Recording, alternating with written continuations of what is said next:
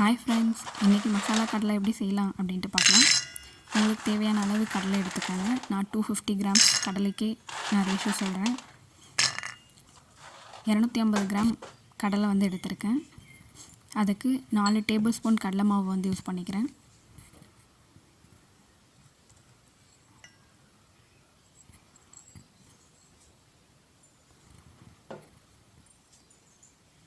ரெண்டு ஸ்பூன் அரிசி மாவு எடுத்துக்கிறேன்.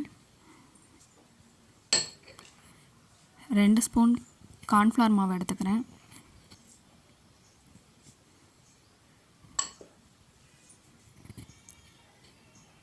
கால் ஸ்பூன் மஞ்சத்தூள் எடுத்துக்கிறேன்.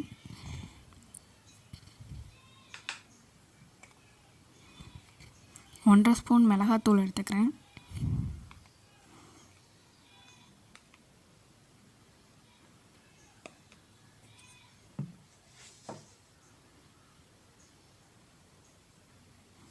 தேவையான அளவுக்கு உப்பு எடுத்துக்கிறேன். இந்த பொருட்களே போதும், சிம்பிளாக மசாலா கடலை செய்யலாம். இப்போ தேவையான அளவு தண்ணி ஊற்றிக்கிறேன். தண்ணி ஊற்றிட்டு மசாலா கடலையில் நல்லா ஒட்டுற மாதிரி நல்லா பிசைஞ்சிக்கலாம். கொஞ்சம் கொஞ்சமாக தண்ணி சேர்த்து கலக்குங்க. அப்போ தான் தெரியும். அதிகமாக தண்ணி சேர்த்துற வேண்டாம், கொஞ்சம் கொஞ்சமாக மிக்ஸ் பண்ணுங்கள்.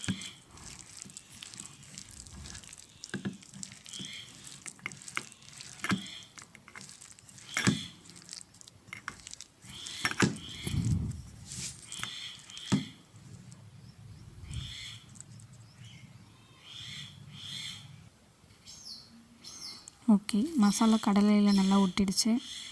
இப்போ பேனில் எண்ணெய் ஊற்றிக்கிறேன். இந்த பேன் அடுப்பில் வச்சுக்கிறேன். இப்போ எண்ணெய் ஊற்றிக்கிறேன்.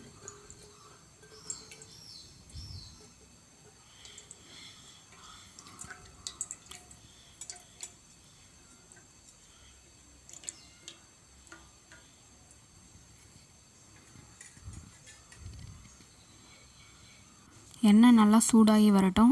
இப்போ கடலையை போட்டுக்கலாம். கொஞ்சம் கவனமாக போடுங்க. மொத்தமாக போட்டிங்கன்னா கடலை ஒட்டிட்டு வரும். அதனால் ஒன்று ஒன்றா ஸ்ப்ளிட் பண்ணி கையில் மொத்தமாக எடுத்துகிட்டு ஒன்று ஒன்றா போடுங்க.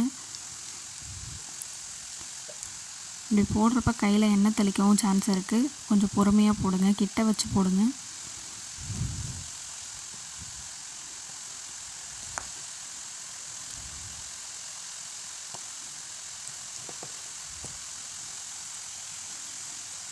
அதே மாதிரி இருக்கிற எல்லா கடலையும் போட்டுக்கலாம் தேவையான அளவு.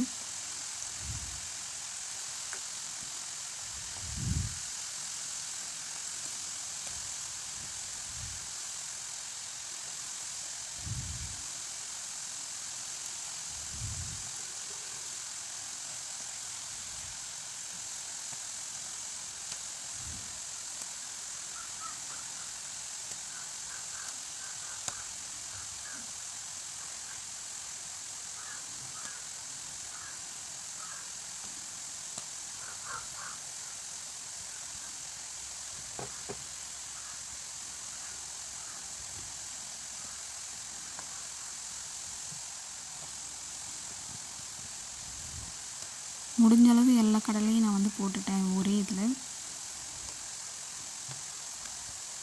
அதே மாதிரி கடலை உள்ளேயும் நல்லா வெந்து வந்தால் தான் நல்லாயிருக்கும், டேஸ்ட் நல்லாயிருக்கும். அதனால் கொஞ்சம் மீடியம் ஃப்ளேம்லேயே வச்சு நல்லா வேக விடுங்க.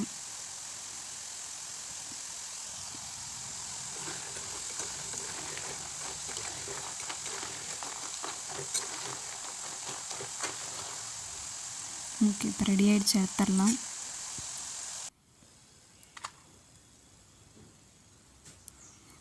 நல்லா கிறிஸ்பியாக முறுமுறுன்னு இருக்குது.